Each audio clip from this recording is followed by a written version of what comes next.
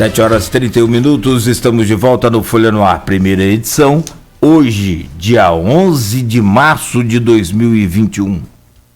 Uma data que ninguém gostaria de comemorar, que é o aniversário de um ano, 365 dias, 12 meses de pandemia, de muitas histórias tristes, algumas de superação, mas boa parte delas principalmente na questão da vida humana, né? São histórias bem tristes e, né, a gente, como diz aqui o Aloísio, que volta na segunda-feira, aliás, né, Arnaldo? A luz no fim do túnel mais parece um trem que vem em nossa direção do que a saída da escuridão. Mas para falar sobre esse um ano de pandemia, nós convidamos aqui para o programa de hoje a Arlene Valdez, que é médica, é coordenadora da Vigilância e Saúde de São João da Barra, cuidou daquela Secretaria de Saúde também nos últimos anos, inclusive dentro desse ano da pandemia e dentro do momento mais crítico, que se bem que estamos num momento muito crítico agora com essas variantes, mas que era aquele novo, onde não se sabia absolutamente nada. Doutora Arlene, muito bom dia, muito obrigado, é sempre um prazer recebê-la aqui no Folha no Ar, primeira edição, seja bem-vinda, bom dia. Bom dia a vocês, obrigada pelo convite novamente, né? Bom dia a todos que estão assistindo, e a gente fala de um ano, né? A gente relembra agora tudo que a gente passou, a gente está falando de um ano que a gente já aprendeu a viver, um ano sem abraçar, um ano sem compartilhar, um ano que as nossas vidas mudaram, um ano de esgotamento. Eu acho que quando a gente fala de um ano de pandemia, a gente tem que falar do esgotamento das equipes de saúde, porque é um ano lidando com um vírus novo, extremamente contagioso, é um ano de plantões em números, de pacientes extremamente graves. Então, assim, eu acho que é momento de realmente parabenizar a equipe de saúde de forma geral. Quando eu falo da equipe de saúde, eu falo todos os funcionários de um hospital, de um centro de triagem, de uma unidade de saúde, porque é extremamente cansativo, desde a equipe administrativa, a maqueira, os serviços gerais, médicos, técnicos, enfermeiros, os fisioterapeutas, que têm sido de uma importância enorme nesse período, né, pela dificuldade respiratória do coronavírus, os radiologistas, que têm sido incansáveis nesse período, o quanto o exame de imagem, né, ajudou nesse período. Mais cedo, quando estava conversando, a gente estava lembrando, né, com o Arnaldo, a nossa primeira conversa com o Porto sobre o coronavírus foi 20 de janeiro. A gente já preocupado com que o vírus pudesse entrar por São João da Barra, a gente tomou medidas bem estritas, teve uma parceria, um acompanhamento muito de perto com o Porto do Açu, e graças a Deus a gente não teve nenhum caso que tenha sido importado pelo Brasil pelo Porto do Açu. Isso é algo que a gente tem que se orgulhar, porque era realmente uma preocupação para a região toda, né? A gente, seguindo todos os protocolos com a Anvisa, a gente acompanhou todos os navios que tivessem chegado no porto, todos os práticos, a gente acompanhou o fluxo de cada uma das empresas, que são muitas, e a gente conseguiu ter um controle com um complexo portuário tão grande assim, não teve um grande surto de Covid, não teve uma grande complicação com Covid. Doutora Arlene, você falou aí esse ponto inicial da nossa conversa, né, que foi essa questão dessa reunião com o Porto para tentar, e felizmente, como você está colocando, deu certo de evitar que o vírus chegasse via essa porta para o mundo que é aberta aqui em São João da Barra. Mas de lá para cá, no âmbito geral, o que mais mudou nos protocolos, o que foi tentativas que foram e voltaram, essa defesa de remédios sem eficácia que aconteceu por parte do governo federal, isso chegou a ser cobrado, as pessoas chegavam ao hospital e queriam que tivessem esses kits que o governo anunciava, o que foi mudando ao longo desse ano no enfrentamento à pandemia, sobretudo nesse contato com o paciente? Então, realmente foi um ano de muitas incertezas, né? A gente teve que enfrentar um vírus novo, a gente teve que enfrentar uma nova situação que a gente não conhecia, a gente lembra o medo lá no início, né? por parte da população, por parte até da equipe, que a gente teve que capacitar, a gente teve que estudar juntos como nos proteger. E realmente, Arnaldo, foi muito difícil estabelecer protocolos de tratamento. Eu acho que a saúde, o médico, a parte da ciência, ele não pode ter um partido político, né? A gente não pode misturar ciência com política, porque a gente está aqui para fazer o bem do paciente. Então, eu não acho errado estabelecer estudos sobre novos tratamentos, como foi iniciado um estudo com hidroxicloroquina, como é hoje o estudo da ivermectina, como são muitos deles, porque só assim que a gente consegue chegar a estabelecer um bom protocolo de tratamento, né? A gente iniciou de um jeito e hoje o protocolo de tratamento do Covid é totalmente diferente do início, né? Porque era uma doença muito nova. O problema é quando esses estudos científicos viram bandeiras políticas. E o político quer impor um tratamento, ou quer postar no Face que é esse o tratamento, quer incitar a população a indicar ao médico que tem que ser prescrito, porque isso é perigoso. Isso faz o paciente ficar desorientado, desinformado, exigir do médico o que não deve ser. Como acontece hoje com a vacina, a gente observa o quanto a mídia está falando contra a vacina. E a gente, isso é inconcebível, né? Quando ela é a nossa única porta, a nossa única esperança hoje para a gente conseguir avançar. Então, realmente, foi um ano extremamente complicado. Foi um ano de novos estudos, de novas tentativas. A gente está novamente quase que voltando a estaca zero. O momento atual é extremamente perigoso. Um dos piores momentos que a gente já enfrentou com o coronavírus. E as pessoas e a mídia não estão apoiando esse critério. Eu vejo hoje em dia as pessoas se acostumando à perda de vidas, se acostumando a que mais um vizinho tem Covid, mais um familiar tem Covid, se acostumando à doença. Só que a gente vai abrir as portas para o mês de março e abril totalmente diferente, com uma nova variante, afetando uma faixa etária que é muito sensível, que são os pacientes novos, que são as crianças. E eu vejo as pessoas muito relaxadas com isso. Eu acho que a grande culpa realmente pode ser nessa incoerência que está tendo entre o governo, entre a realidade, entre a mídia, né, que desinforma o tempo inteiro. Não estamos em um momento fácil. A gente está voltando praticamente a como a gente estava se sentindo há um ano atrás, frente a uma nova variante, novamente cheio de incertezas, sem saber o que pode acontecer. Quando a senhora fala em mídia que desinforma, você está falando da imprensa tradicional, você está falando da imprensa tradicional ou você está falando do uso das redes sociais? Eu acho que é mais do uso das redes sociais, mas também tem parte da imprensa, porque eu, sem falar de política, né, eu acho que é um tema meio delicado, mas quando um presidente fala que a gente está de mimimi, quando fala de coronavírus, é preocupante. A gente está falando de quase 3 mil mortes em 24 horas. E aí eu sempre escuto assim, mas morrem por outras coisas, mas não morrem 3 mil pessoas em um dia por outras doenças, né? Então, assim, não é para a gente menospreciar as outras doenças, mas é para se preocupar com essa que está agora nos afetando. Então, tem pessoas que escutam isso como algo normal. E eu não consigo escutar. Eu acho que grande parte do corpo médico e grande parte da população eu consigo escutar com facilidade que mimimi se preocupar com pessoas que estão morrendo em grande quantidade, dia a dia. Muitas delas têm um atendimento adequado, né?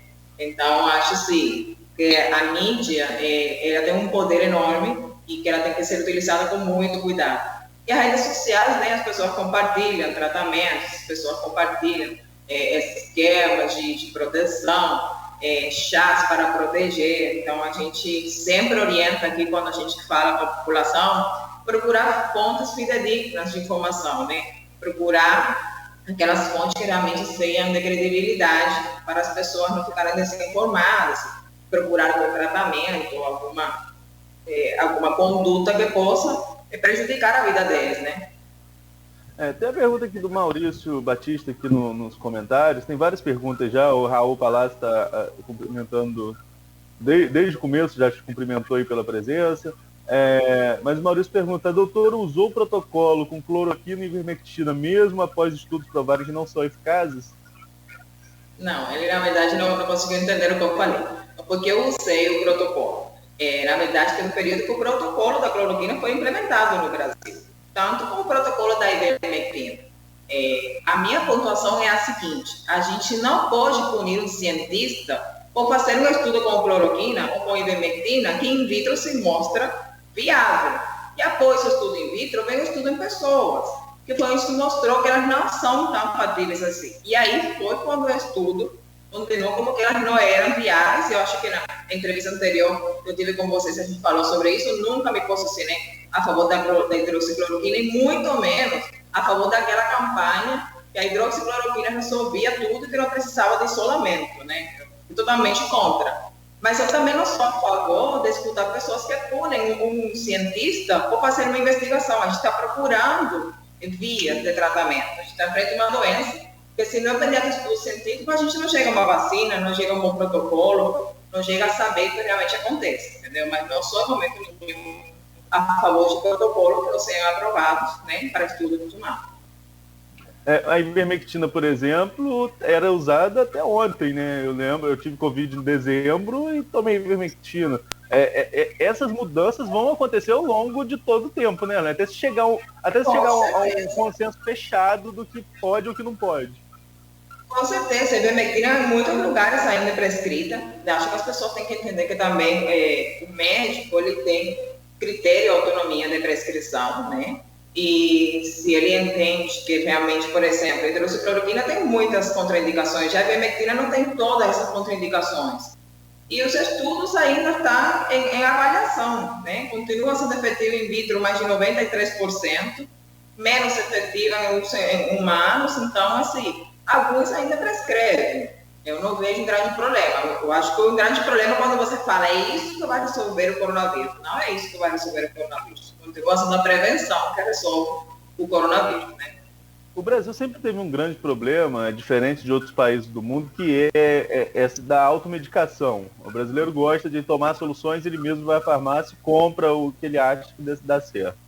Eu, quando eu tive Covid, por exemplo, eu cheguei à farmácia com máscara, mas eu moro sozinho aqui em Campos, eu que tinha que ir, não tinha outra opção. Eu tinha opção, era minha namorada, ela estava aqui comigo, mas ela também estava infectada antes de mim, inclusive. Mas então eu tive que ir à farmácia aqui na frente. Quando eu cheguei com a receita, o farmacêutico falou: olha, você já está com um teste confirmado? Eu falei: não, fiz exame hoje, mas os sintomas são de Covid. Não, porque as pessoas estão vindo aqui comprando muito ivermectina preventivo. E se for preventivo o seu caso, eu vou te aconselhar a esperar um pouco e nem comprar, porque não adianta de nada. Tem que estar confirmado e aí pode ser que tenha algum efeito.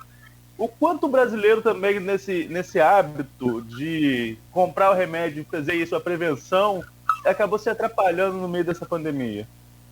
Essa prática ela é extremamente perigosa. Realmente é uma prática muito frequente no Brasil, né? A gente observa isso não só no coronavírus, né? Eu já tive pacientes que chegam e falam: sou hipertenso, toma remédio? Eu estou tomando o remédio da minha vizinha, tomando a losartana da minha vizinha, o atenolol do meu vizinho, sem ir ao médico. E a medicina, cada corpo reage diferente, né? Cada paciente reage diferente, cada paciente tem riscos diferentes. Então, o tratamento, ele sempre vai ser individualizado. Nunca um protocolo estabelecido, ele é 100%. A gente adapta isso, né, ao paciente, à realidade de cada um.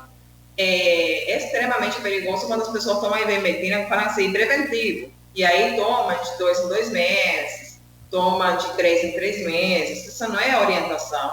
Inclusive, em nenhum momento, no início do estudo de ivermectina, foi orientação de usar ela desse jeito. Ela teve nos estudos in vitro uma diminuição, né, da replicação viral no organismo nos primeiros dias da doença, né, no in vitro. E nos estudos agora que está sendo realizado na aplicação, né, no dia a dia, está sendo mostrado que ela não tem essa mesma efetividade que o estudo in vitro. Então, não é para usar dessa forma, de uso contínuo, isso não é prescrito em momento nenhum. E é muito perigoso, isso acontece no dia a dia, quando a pessoa está gripada, vai lá comprar um antibiótico. E é isso, essa forma de tratamento, ela favorece as mutações virais, as mudanças em bactérias, que depois criam uma resistência maior ao tratamento. Então, assim, quando antigamente a gente tomava para uma doença, para uma pneumonia, uma penicilina e melhorava, hoje o paciente entenda no uso de 3 antibióticos, porque a bactéria foi se adaptando ao uso inadequado de antibióticos. Então, é também o alto risco quando a gente faz isso, né? E o vírus, ele tem uma facilidade de replicar, de mutar de forma constante. Então, realmente, a automedicação é muito, muito preocupante.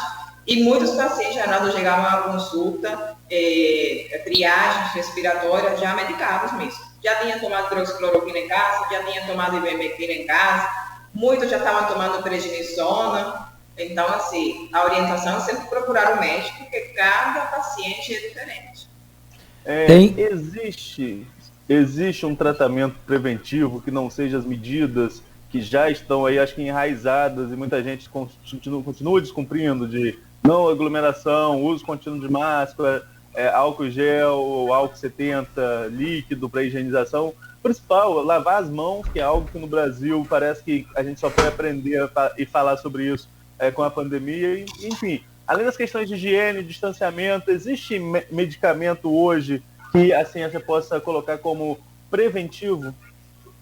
Não, medicamento preventivo para o Covid não existe. Só as medidas de prevenção mesmo e a vacina, né? A vacina é a principal medida de prevenção que a gente pode ter contra o coronavírus.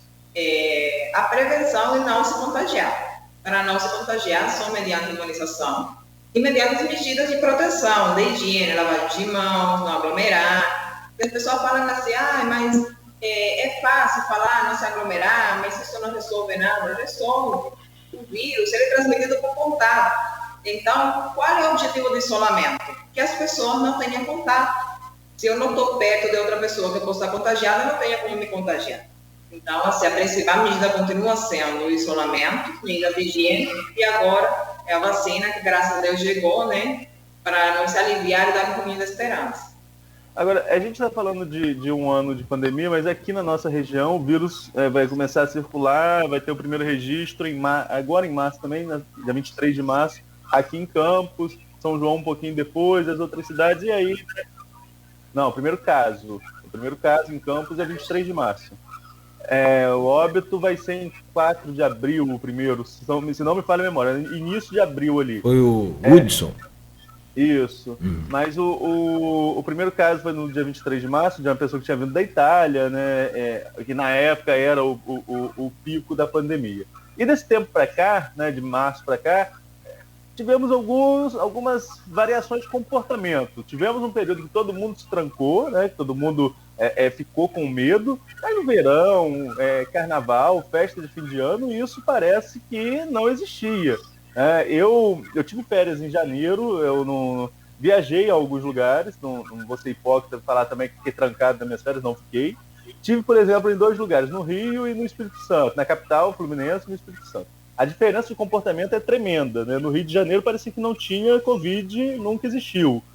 E no Espírito Santo, as medidas restritivas todas sendo respeitadas. Mas o que digo é o seguinte, as pessoas parecem que cansaram. Como convencer as pessoas a não se cansarem de lutar contra o vírus, agora, como você mesmo colocou, Arlene, que nós estamos num momento ainda pior dessa pandemia? Então, Arnaldo, eu acho que isso é o mais difícil, né? A gente conseguir conscientizar a população que realmente é necessário tomar as medidas de isolamento, por mais que seja difícil, por mais que seja esgotador, por mais que seja complicado, que as pessoas têm que trabalhar, tem que ter o convívio, mas realmente a gente está nas portas de um período extremamente complicado, né? A gente tem que relembrar, como você falou, lá atrás, em março, as pessoas elas conseguiram se fechar, elas conseguiram cumprir as medidas pelo medo à incerteza do que estava vindo, né?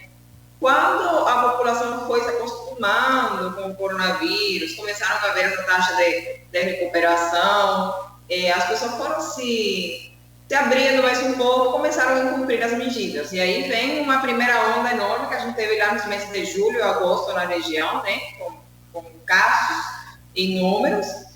Depois a gente teve novamente um isolamento que foi imposto, né, na região, que as pessoas se queixam com as medidas de isolamento, mas se as pessoas tivessem consciência, não teriam que ser implementados decretos para ensinar as pessoas a se cuidar, né?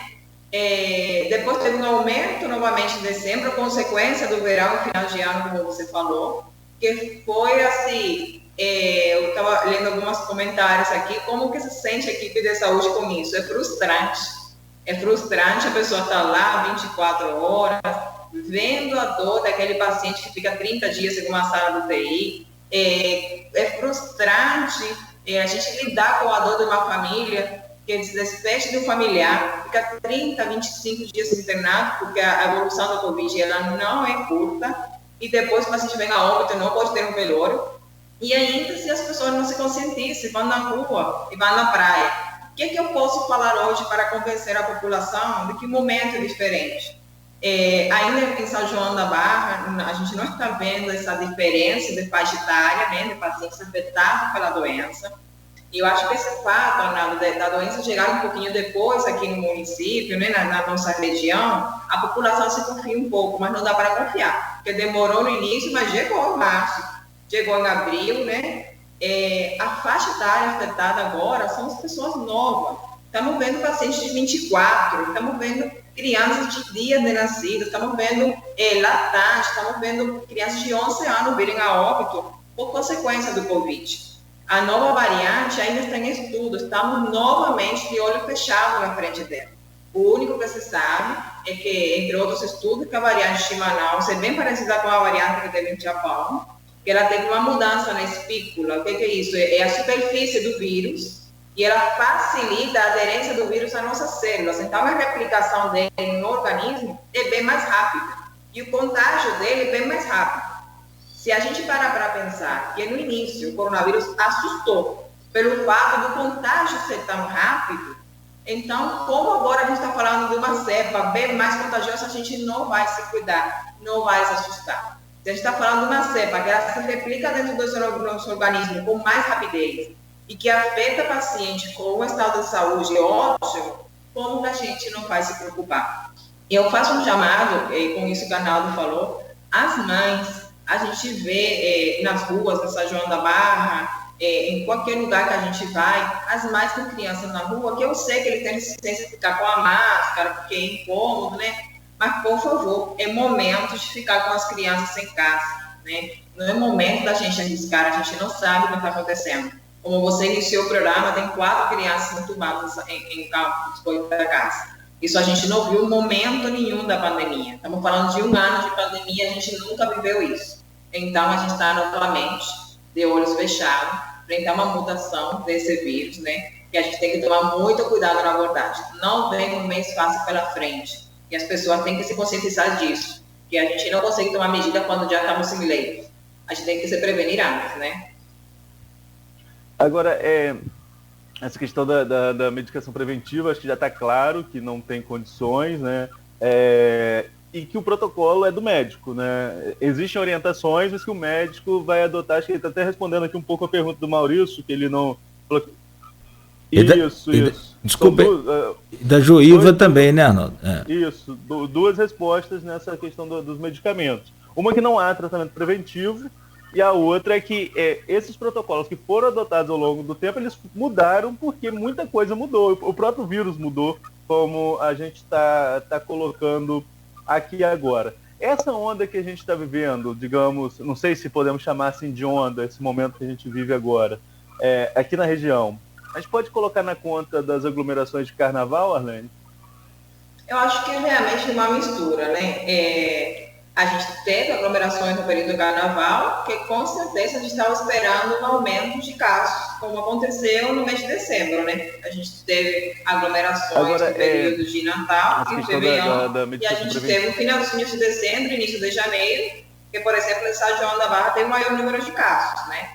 Então, assim, a gente já esperava que após o carnaval, ainda com todas as medidas de fiscalização, é impossível controlar o município inteiro. Eu vejo muitas vezes que a pessoa fala assim, a fiscalização está fazendo o quê? Está na rua, mas estamos falando mais de 35 mil habitantes, se as pessoas não têm consciência, é impossível a gente controlar tudo, né? Então, a gente já esperava realmente um aumento dos casos. O que preocupa, Arnaldo? Porque com essa nova variante, o contágio é bem maior. E a gente está observando, por exemplo, no município, nas últimas 3 semanas, a gente estava tendo uma média de 30 a 45 casos por semana.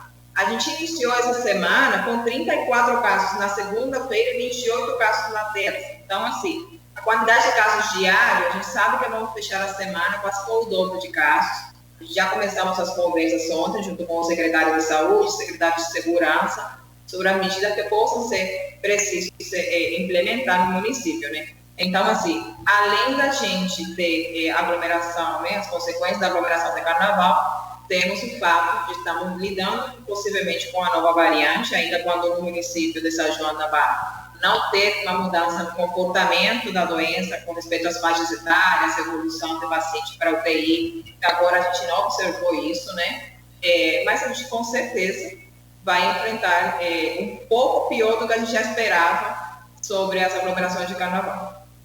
Como a gente estava falando aqui, você está desde o início nesse enfrentamento da pandemia, nesse comitê aí de decisões sobre restrições ou não em São João da Barra. Nós estamos falando hoje aqui do aspecto mais geral desse ano de pandemia, mas a partir do que você falou, desse aumento de casos, o comitê pode adotar medidas mais rígidas de fechamento nas próximas semanas?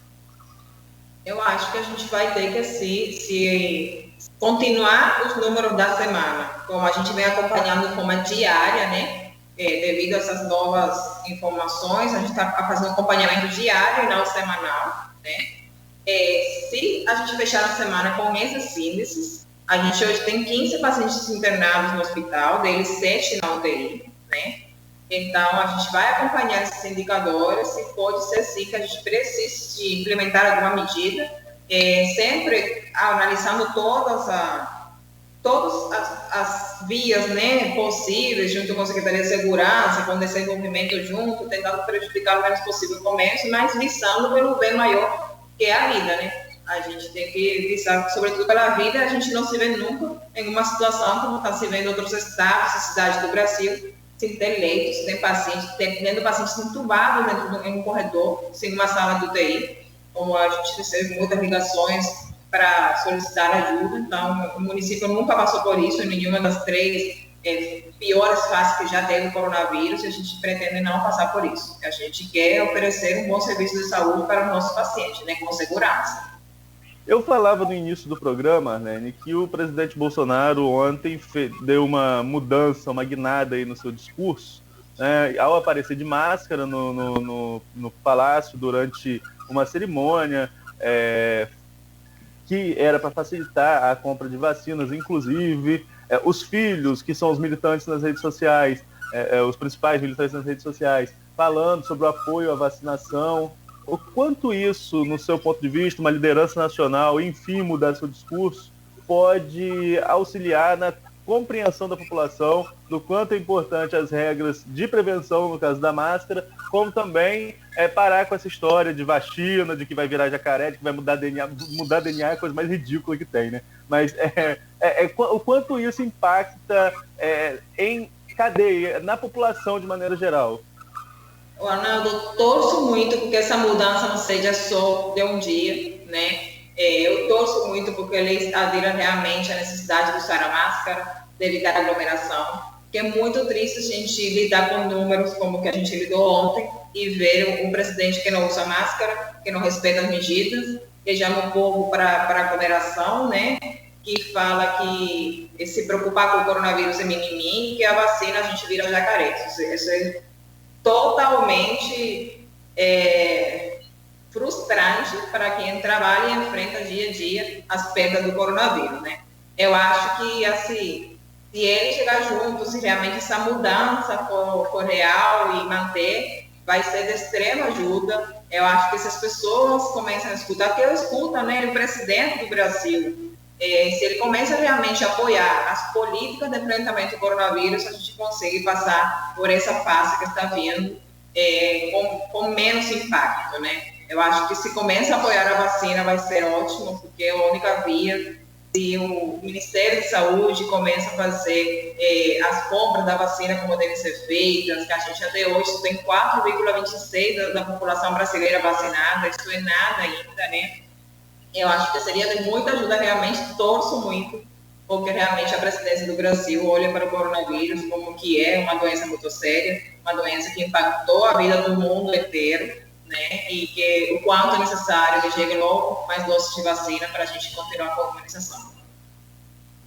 Ok, Nogueira. 8 horas, 1 minuto. Doutora Arlene, a senhora falando sobre a postura dos políticos, e na verdade, a senhora sabe, a população, a gente vive em busca de uma liderança, de um super-homem, de um super-herói. Tanto é que Moro, quando surgiu, né? A senhora deve ter acompanhado, super-herói, meu herói, esse é o cara. Bom, de todas as hipóteses, se ele tivesse fazendo o papel dele corretamente, nada mais do que estaria cumprindo o seu dever de juiz, correto? Então a gente vive em busca desse... Mas não somos só nós, os brasileiros, ou os cubanos, né? É o mundo inteiro. E aí eu quero chegar num exemplo em que o presidente dos Estados Unidos, ex-presidente, graças a Deus, dos Estados Unidos, o Trump, aconselhou o pessoal a tomar, foi desinfetante, não foi? E teve gente que tomou e teve gente que teve problema sério com aquilo. Eu só queria concluir assim, de que forma vocês que são especialistas, a senhora que é especialista, é médico, os cientistas, de que forma vocês encaram esse poder que tem esse pessoal?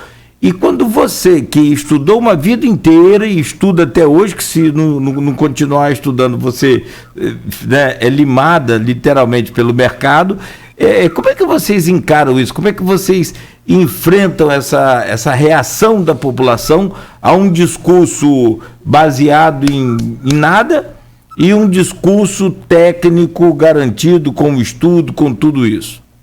Igual tem gente aqui falando que tomou cloroquina e que está salvo pela cloroquina. Então, realmente, para quem lida dia a dia com vidas humanas, é muito difícil esse tipo de conversa, né? Eu acho que qualquer pessoa que tenha algum impacto sobre a população, seja político, seja alguém da mídia, seja ator, aquela pessoa que seja seguida pela população, ela tem que entender a responsabilidade que ela tem.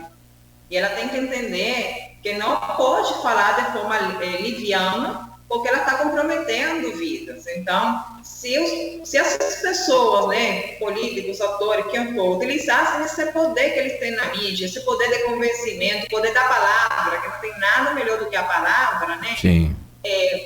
Para o bem, para escutar o cientista que está lá trabalhando, que está se esforçando para achar uma via de cura, uma via de tratamento, o mundo não estaria sofrendo tanto como tem sofrido, né? Eu acho que assim, é realmente frustrante quando a pessoa vai lá e toma um desinfetante, né, pela prescrição de alguém que realmente não estudou. E como você falou, muitas vezes foi questionado até pela dipirona, né?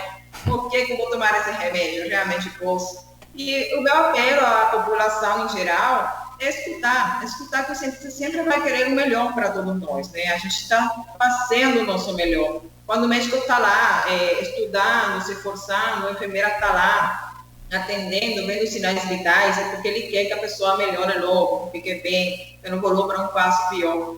É bom que você falou, acho que tem observado muito também quando falam de vacina, né? Sobre algumas pessoas que cometeram fraude com a vacina, que aplicaram aquele vídeo, né? Que aplicou a vacina, que não aplicou. E a gente observou que essas coisas têm que ser muito delicadas, sabe? Porque a população ficou meio agressiva com as equipes de saúde. A gente orientou nossos enfermeiros a mostrar a dose de vacina, a aplicar, mostrar novamente, né? Até porque é um direito do paciente. Mas eu acho que as pessoas têm que ser receptivas com quem tem ajudado. Acho que as pessoas têm que aprender a ser receptivas com o SUS. Eu acho que mais do que nunca, nesse período de pandemia, o SUS mostrou o quanto ele é importante, o quanto ele é bem estruturado, o quanto ele pode atender-se e o quanto o SUS precisa de apoio, né, político, apoio do Ministério da Saúde para ter uma estrutura ainda melhor para a população. Então, acho que essa conversa realmente dos políticos em geral, algumas pessoas que têm um acesso à mídia, têm um poder na palavra, tem que tomar muito cuidado, tem que ser muito responsável com o que ele fala, porque ele tem vidas, tem responsabilidade, né?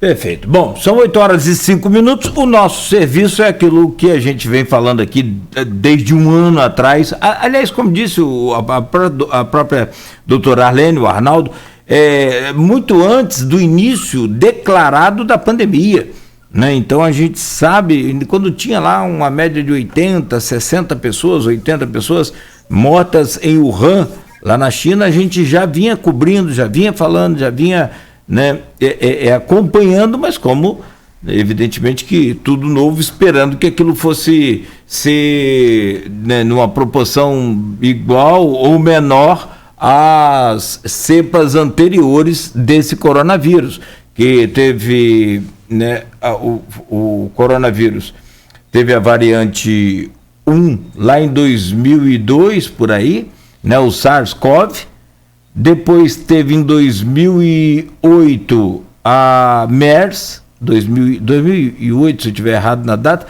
e agora em 2020 o SARS-CoV-2. Então, 2019. Oi? Em 2019. Perdão, 2019. Bem lembrado. Aliás, teve um médico até que morreu, né, Arnaldo? Na China, tentando salvar o mundo aí, alertando a população, isso lá para novembro de 2019. Né? Lá de Wuhan, alertando que esse vírus seria um grande mal à humanidade, acabou morrendo de Covid também. Bom, são 8h17, a gente faz um breve intervalo comercial. 8h07, né, Nogueira? 8h07? Então me perdoe, desculpa.